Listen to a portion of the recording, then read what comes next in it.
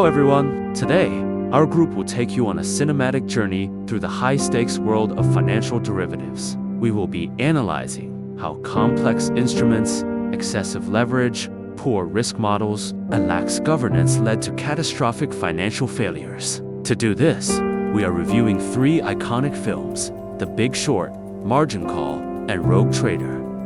The Big Short 2015 takes us back to the early and mid-2000s subprime mortgage boom in the US. It follows an eccentric group of contrarian investors who realized the housing market was a bubble built on toxic debt and decided to bet heavily against it. Next, Margin Call 2011 zeroes in on a fictional New York investment bank over a frantic 24-hour period, when a junior analyst discovers a fatal flaw in the firm's risk model. Executives realize their massive holdings in mortgage-backed securities are about to completely wipe out the firm's capital. Finally, Rogue Trader 1999 tells the true story of Nick Leeson, a derivatives trader in the mid-1990s, who single-handedly brought down Britain's oldest merchant bank, Barings Bank. Operating on the Singapore International Monetary Exchange, SIMEX, Leeson hid his massive, mounting losses in a secret account until the market completely overwhelmed him. Let's break down the technical mechanics of these instruments. In The Big Short, the underlying assets were subprime residential mortgage loans bundled into mortgage-backed securities, or MBS. The key derivatives featured were credit default swaps, CDS, and synthetic CDOs. As you can see in our payoff profile diagram, ACDS functions economically like a long put option on the MBS. The protection buyer pays a periodic premium to the seller. If the underlying MBS defaults or drops in value, the value of the CDS skyrockets, netting massive profits for the short sellers. If the market holds, the maximum loss is strictly limited to the premiums paid. Moving on to margin call, the underlying assets were also high-yield MBS.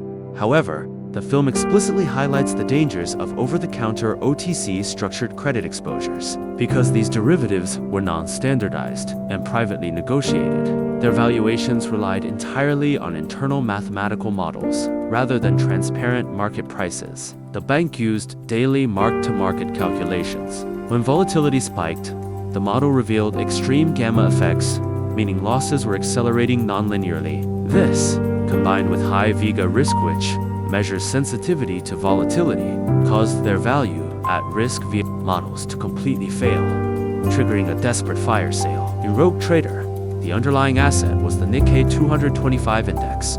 Unlike the other two movies, Nick Leeson traded standardized, exchange-traded derivatives, Nikkei index futures, and options.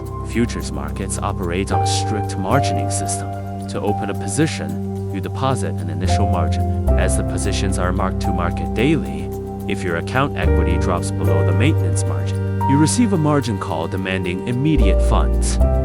Leeson took highly leveraged, long positions. When the 1995 Kobe earthquake struck, the Nikkei plunged, triggering catastrophic margin calls that he simply could not fulfill. Now, let's look at the root causes of these failures. Was it the instrument, the person, or the system? In The Big Short, the key issue was systemic fraud and a highly unethical originate-to-distribute mortgage model.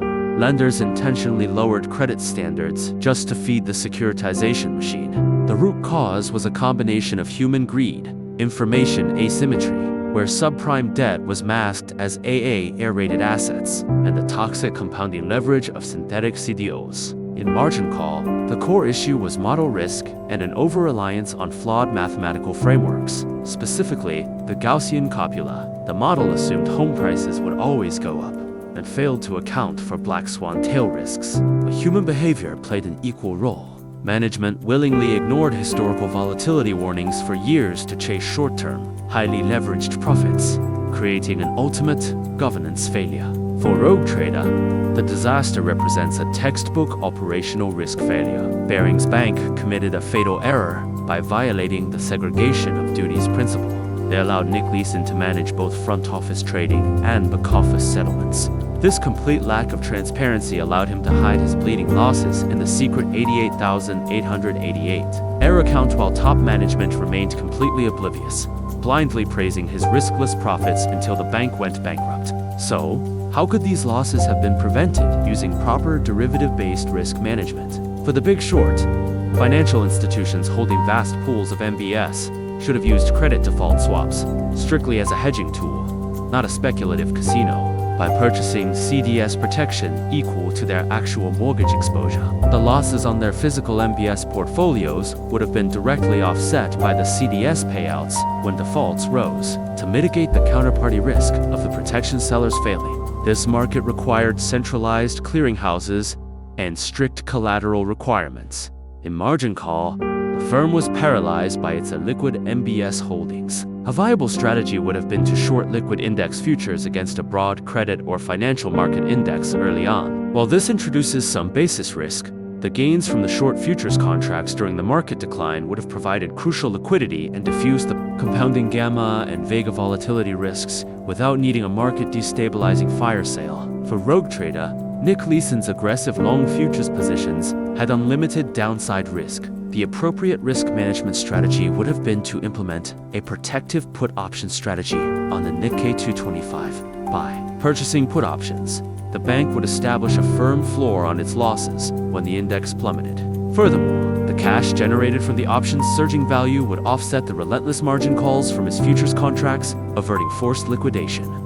Finally, how would the Malaysian regulatory framework handle these exact risks today? Under the Capital Markets and Services Act 2007, the Securities Commission Malaysia possesses wide-reaching oversight to prevent systemic failures. To prevent the opacity seen in The Big Short, Section 107J of the CMSA mandates trade repositories, giving regulators real-time, granular data on OTC derivative valuations and collateral. Furthermore, OTC derivatives can generally only be offered to sophisticated investors. To prevent the liquidity panics shown in margin call, the SC's licensing handbook requires all licensed entities to undergo strict operational readiness assessments of their internal risk models. On the exchange side, Bursa Malaysia Derivatives Clearing BMDC acts as a central counterparty, enforcing stringent end-of-day, mark-to-market valuations, and closely monitoring initial and maintenance margin compliance to eliminate fire sale risks. What about a rogue trader like Nick Leeson in Malaysia? The SC guidelines on market conduct explicitly mandate a strict segregation of duties. Trading and settlement operations must be completely independent. Additionally, Bursa Malaysia Derivatives enforces strict position limits under Rule 613.1b and employs real-time market surveillance technology to instantly catch abnormal trading patterns before they threaten the financial system. In conclusion, derivatives are powerful financial tools. When used correctly for hedging, they stabilize markets. But when paired with poor governance, flawed models, and unbridled greed, they become weapons of financial destruction. Thank you for watching.